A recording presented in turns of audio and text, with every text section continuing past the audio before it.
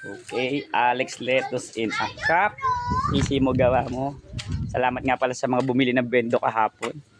So Alex Lettuce in a cup update. 24th day, ika 24th day ng ating lettuce. So ayan na. Medyo malaki na nga siya. May nagsabi yung kapitbahay mabilis daw lumaki. Somehow, kasi junction to. 24th day. 24th day siya. Ito naman ang 24th day ng Olmeti.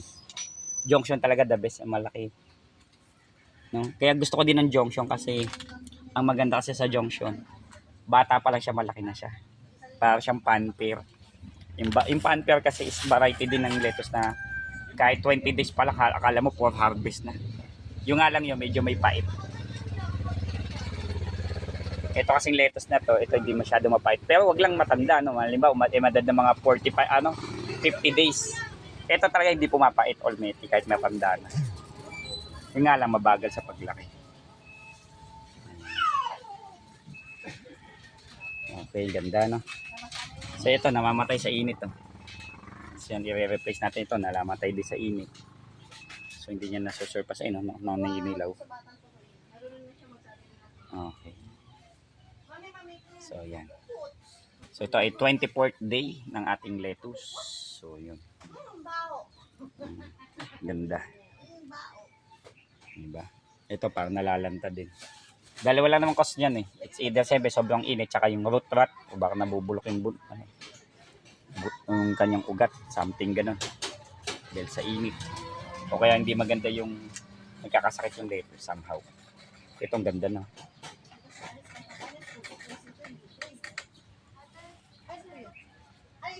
Yan, ganda no. Okay. Kaso ito ang disadvantage lang ng ganito kalalaki na is favorite na to kainin ng mga ng mga insekto.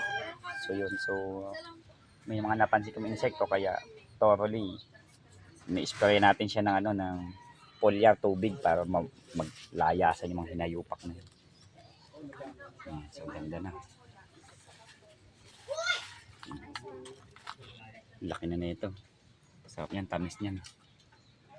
Okay, so check naman natin mamaya yung kabila. So kailangan na din makapagtanim para additional. Para sa mga backup, kailangan mapuno na natin ito. Okay, ganda. Okay, 24th day. Punta natin itong kabila.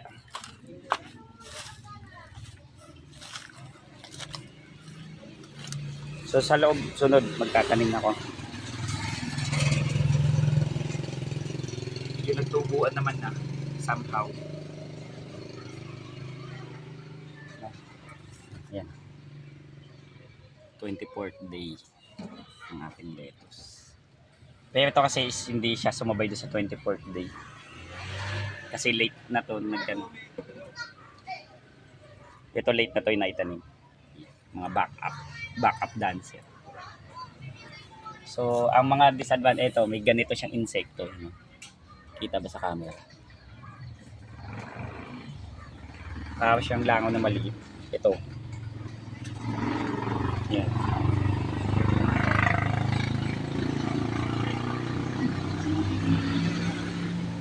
So, minsan madami siya. Yan.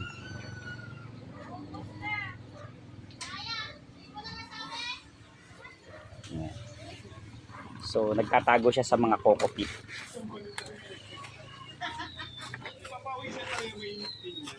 Yan. So, napakaangas ng ating lettuce. Ayan. So, ito ay 24th day. So, maraming salamat po. Mamaya pa tapusin ko pa yung mga pending ko. Alam ko marami pa akong pending na piso wifi, repairs, and deliveries. Sana matapos ko po kayong lahat within this week. No?